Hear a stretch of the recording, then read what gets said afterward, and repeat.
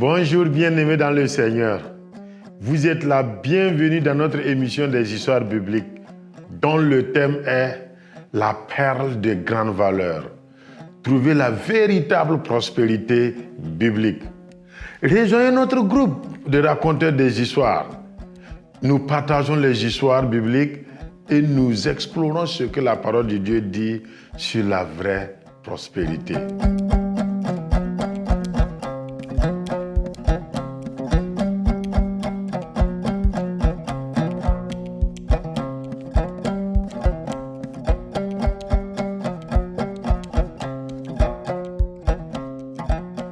Alors, bonjour chers amis. Bonjour. Merci d'avoir accepté l'invitation pour qu'ensemble nous puissions animer cette émission sur les séries d'histoires bibliques. Et mon nom, c'est Kadsole Bacha Amos. Je suis togolais. Et l'histoire que je vais présenter est tirée de la parole de Dieu.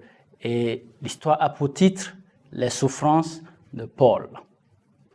Paul et Silas quittent Philippe et continuent de dire avec courage que Jésus est le Sauveur promis lors de leur voyage pour annoncer la bonne nouvelle.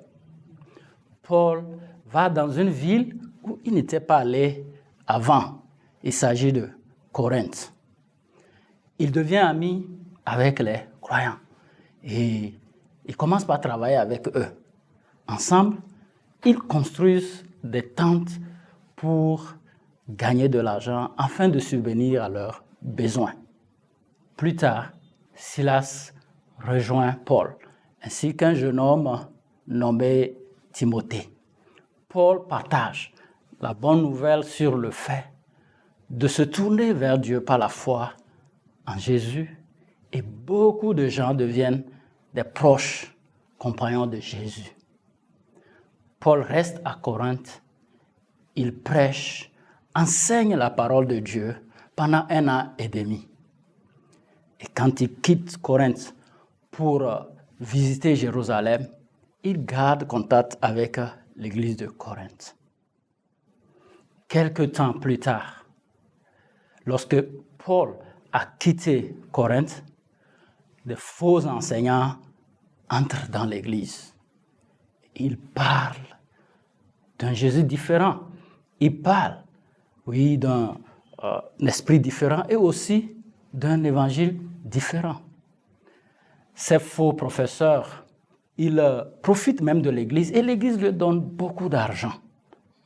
Ces hommes, ils réussissent même à causer des problèmes entre l'Église et Paul. Ainsi, Paul écrit une lettre pour être lu à haute voix à tous les membres de l'église de Corinthe. Voici une partie de ce qu'il dit. Il dit, « Vous voyez, nous ne sommes pas du nombre de ces escrocs et de ces voleurs qui prêchent la parole pour des intérêts personnels.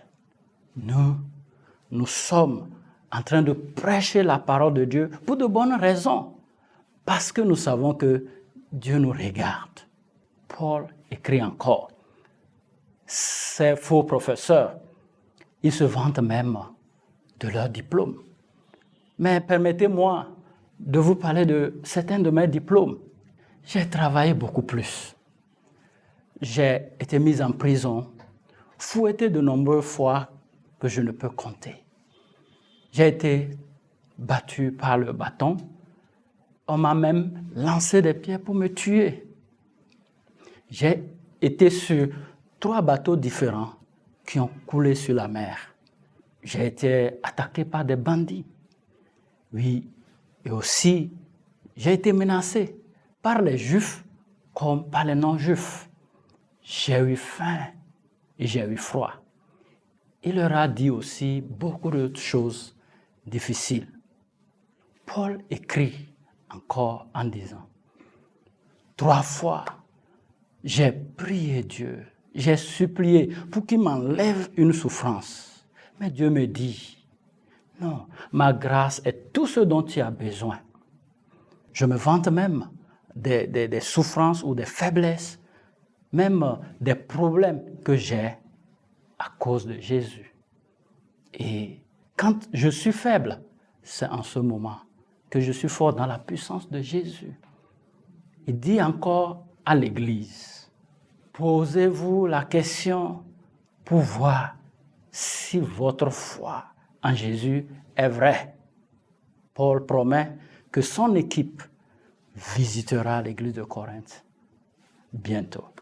Voici mon histoire tirée de la parole de Dieu pour vous ce matin. Merci. Alors, chers amis, vous venez d'écouter l'histoire, j'espère que vous l'avez aimée. Oui. Merci vraiment pour votre attention. Et à vous qui nous suivez ou qui nous écoutez, nous voudrions aussi vous dire merci pour l'attention particulière que vous avez eue en suivant ou bien en écoutant attentivement l'histoire. À présent, nous allons ensemble, pour vous qui êtes sur cette plateforme, vous allez répondre directement. Mais à vous qui nous suivez, vous allez envoyer vos réponses, ou même si c'est des questions, par les numéros qui vont passer. Donc, la première question que nous allons poser est de savoir qu'est-ce que vous avez aimé dans cette histoire que vous avez écoutée, ou bien quelle partie de l'histoire vous avez aimé. Merci, ma soeur. Merci beaucoup pour la parole. J'ai aimé le fait que Paul a mis en cause la foi de ses faux enseignants. Vraiment, merci. Paul a mis en cause la foi de ses faux enseignants. Merci beaucoup, ma soeur. Oui. J'ai aimé l'avertissement de Paul à l'église de Corinthe pour qu'il ne coûte pas les faux enseignements. Vraiment. Paul a écrit pour avertir l'église de Corinthe pour ne pas écouter ces faux enseignements. Merci beaucoup, mon frère. Oui. Oui, moi, vraiment, j'ai aimé le fait que Paul n'était jamais allé à Corinthe.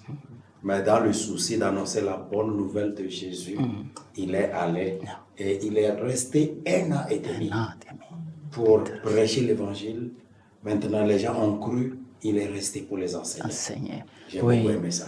Paul, le frère a aimé comment Paul est allé à Corinthe pour la première fois, mais pour le souci de l'évangile, il est resté et il a parlé de la parole de Dieu pendant 1 an et demi. Intéressant, oui. J'ai aimé le fait que pendant tout ce temps que Paul a passé à Corinthe, il n'a pas cherché à profiter de l'église à cause de son influence, mais il a travaillé avec les autres pour subvenir à ses besoins. Il n'a jamais demandé qu'on lui paie à cause du travail qu'il est en train de faire. Wow. Et là, la différence était claire. Paul n'a pas usé de son autorité pour profiter de l'Église. Oui, qu'est-ce que vous avez aimé encore, mon frère? Moi, j'ai aimé la partie de l'histoire où Paul va dans une ville, il annonce la parole de Dieu, et de là encore, il pense qu'il y a d'autres villes qui n'ont pas encore entendu l'Évangile, et il se presse d'y aller là-bas. Donc tout ça pour partager la bonne nouvelle de Jésus. C'est intéressant. Merci beaucoup, mon frère, pour cette réponse intéressante. Oui. Moi aussi, j'ai aimé l'encouragement de Paul aussi. Chaque fois, il écrit pour encourager les gens de l'église. Paul écrit pour encourager. L'encouragement est vraiment tout au long de cette histoire et c'est important. Merci beaucoup. Oui. J'ai aimé aussi quelque chose là quand les faux enseignants sont arrivés dans l'église, ils ont fait des choses. Paul a écrit, il a dit que bon, nous ne sommes pas comme eux. Eux, ils parlent pour leur ventre. Mais nous, là, nous ne sommes pas comme ça. Vraiment, j'ai aimé cette clarté. Vraiment. Et les gens pouvaient voir clair que vraiment, il y a une nette différence. Ce que Paul a fait et ce que eux, les faux, sont en train de faire. Merci beaucoup. Et à vous, chers téléspectateurs, vous qui nous suivez, vous pouvez aussi envoyer vos réponses pour dire ce que vous avez aimé dans cette histoire. Nous poursuivons les questions et la deuxième question, c'est de savoir qu'est-ce que vous n'avez pas aimé dans cette histoire. Oui, je n'ai pas aimé les souffrances de Paul. Quand il décrit, tu écoutes vraiment, c'est horrible. Je n'ai pas vraiment aimé ces souffrances-là. Paul a vraiment souffert. Et il a dit, mais ici vous voyez, Paul le prend pour des diplômes. Oui, merci. Mais je n'ai pas aimé le fait que les faux prophètes sont rentrés dans l'Église. Oui, Là, personne n'aimera ça parce qu'ils sont dévastateurs. Merci beaucoup, oui. Oui, je veux aller dans le même sens, mais pour dire que les faux prophètes, eux, ils étaient où ils ne commencent pas l'église. Mais maintenant, Paul est venu, il a souffert, il a établi l'église. Maintenant qu'il y a à manger, c'est maintenant qu'ils viennent.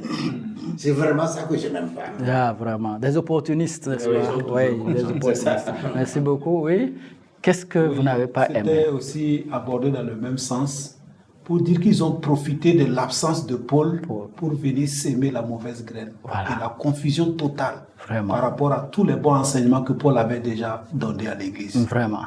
Vraiment. Merci Et cela beaucoup. même a créé une amitié entre Amitié. l'Église Et Paul. le fondateur Qui est Paul, absolument. Vous voyez, merci beaucoup. Et certainement, à vous qui nous suivez, vous avez aussi des réponses. Ne tardez pas à les envoyer.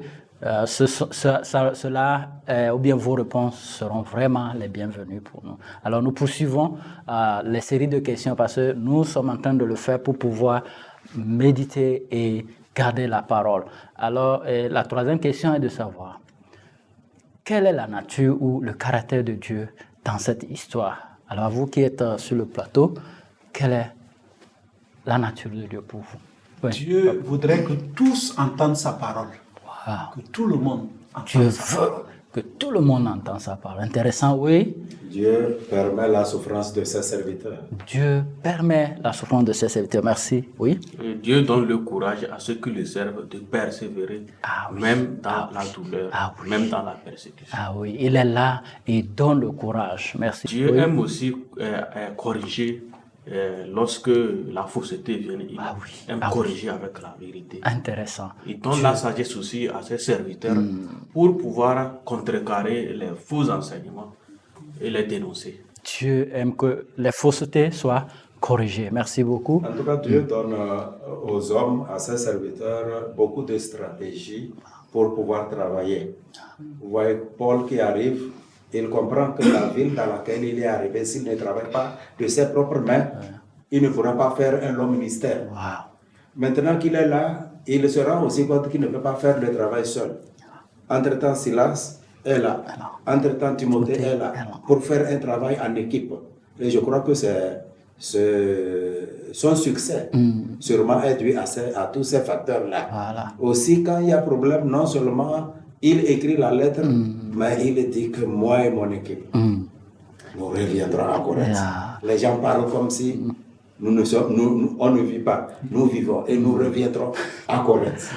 Dieu, j'aime ça. c'est Dieu qui donne vraiment toute cette sagesse. Merci beaucoup. Et nous allons à la question suivante qui dit quelle est la nature de l'homme alors dans cette histoire? Dans cette histoire, je vois que l'homme aime s'aimer trop le désordre et le trouble, là où il y a la paix.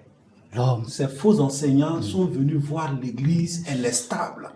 Voilà qu'ils introduisent des faux enseignements et plus tard, l'Église de Corinthe n'a plus la paix qu'elle avait au départ. L'homme sème des troubles, n'est-ce pas? Oui. L'homme est un profiteur. L'homme est un profiteur, libre. Oui. L'homme cherche son propre intérêt. L'homme cherche son propre intérêt. Absolument. Oui.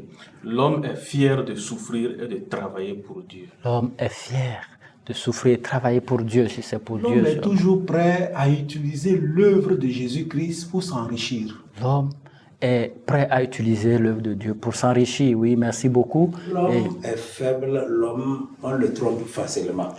Moi, je ne comprends pas mes frères de Corinthe. C'est Paul qui est venu vous prêcher l'évangile. Il a établi l'église. À peine il tourne le dos, d'autres viennent. Ils vous parlent, même contre Paul, et vous acceptez. Voilà. Je ne comprends pas comment on peut tromper facilement l'homme comme ça. Voilà. L'homme est vraiment facilement manipulable. Yes. Oh, yeah. Quelle est la nature ou le caractère? À vous qui nous suivez, vous avez certainement de bonnes réponses. Si vous les écrivez et vous les envoyez au numéro qui passe, cela nous aidera aussi beaucoup à continuer par méditer la parole de Dieu. Nous continuons avec les séries de questions. À présent, la question que nous voulons poser est de savoir quelle leçon vous tirez de cette histoire. Quelle est la leçon que vous tirez de cette histoire? Oui. Quand j'ai écouté cette histoire, comme Paul je m'engagerai toujours à aller partout pour annoncer la bonne nouvelle de Jésus. Évidemment, comme Paul, un engagement à continuer d'annoncer la bonne nouvelle. Merci. Je veillerai sur les enseignements que je reçois. Absolument, surtout de savoir de qui vous l'avez reçu.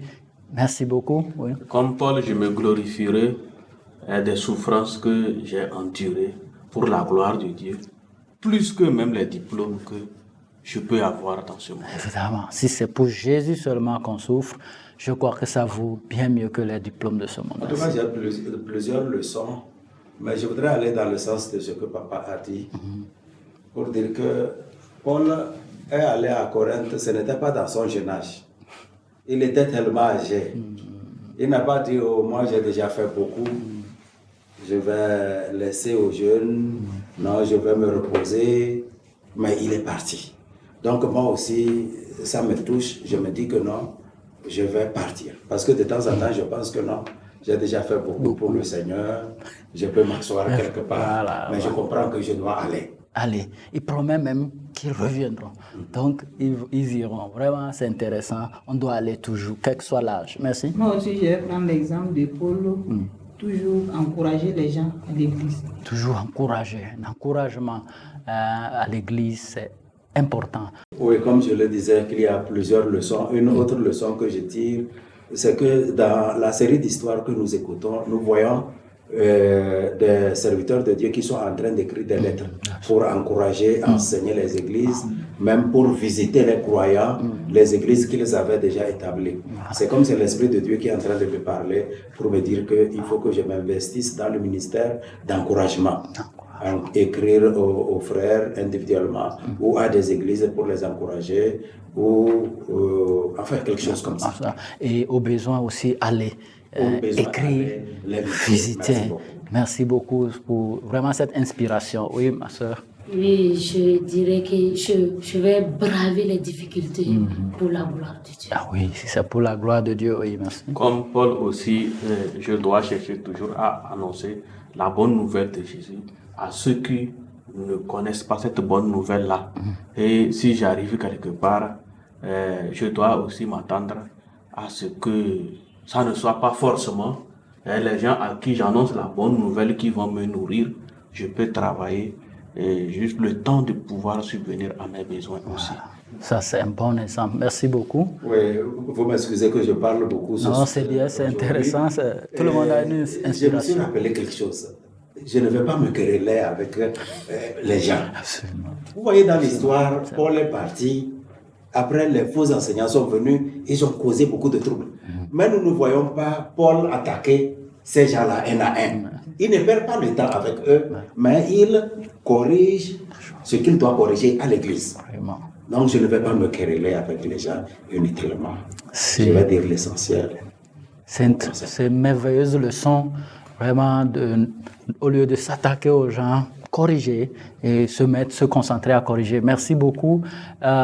Vous aussi, certainement, vous avez de merveilleuses leçons qui peuvent nous aider. Vous nous suivez, vous pouvez vraiment envoyer vos réponses intéressantes que vous avez. Merci beaucoup. Et nous allons aller à la question suivante, qui est de savoir, alors, vous voulez que l'histoire la reste. Qu'est-ce qu'il faut faire pour que vous gardez cette histoire? Pour mieux garder cette histoire, je vais toujours la raconter et la raconter. Oh, ok, oui, j'espère que c'est c'est la même chose. Voilà. Pour raconter l'histoire. Alors, j'espère que nous tous ici, nous comprenons. Le principe, c'est quoi? Raconter. Et nous sommes vraiment très heureux de savoir que vous savez ce qu'il faut faire. Et donc, certainement, tout à l'heure, vous avez une idée des gens à qui vous voulez raconter. Si cela vous vient, à qui vous voulez raconter cette histoire, s'il vous plaît. Ouais? Je raconterai l'histoire au Virgile à la porte. Ah oui, merci beaucoup. Oui. Moi, je ris parce que l'histoire, là, quand je l'ai écoutée, j'ai déjà pensé au maire de notre ville, de notre commune. Wow. Je vais lui raconter cette histoire-là pour qu'il comprenne que nous, les pasteurs, les serviteurs de Dieu, on n'est pas les derniers de la société. Wow. C'est-à-dire que même quand ils nous voient quelquefois dans la souffrance, nous ne sommes pas des misérables. qu'ils comprennent que non, c'est comme ça que Dieu nous a appelés. C'est lui qui veut qu'on lui serve dans des situations comme ça. Il y a matière à sourire et à rire, vraiment. C'est intéressant. Oui, à qui vous voulez raconter cette histoire aussi? Je pense également au CB de notre commune. C'est un ami. Je crois que prochainement, quand j'irai chez lui, ça serait l'histoire que j'aurai à partager avec lui. Et ça va beaucoup l'aider. Oh, combien je vois que ces histoires iront à des sphères auxquelles on n'a pas imaginé. Merci beaucoup, oui. Je vais raconter cette histoire à Bintou. À Bintou, enchanté, merci. Et à vous qui nous suivez, les téléspectateurs, sachez que vous aussi, pour garder cette histoire, le secret, c'est de raconter. Et c'est tellement que vous l'avez déjà enregistré ou gardé.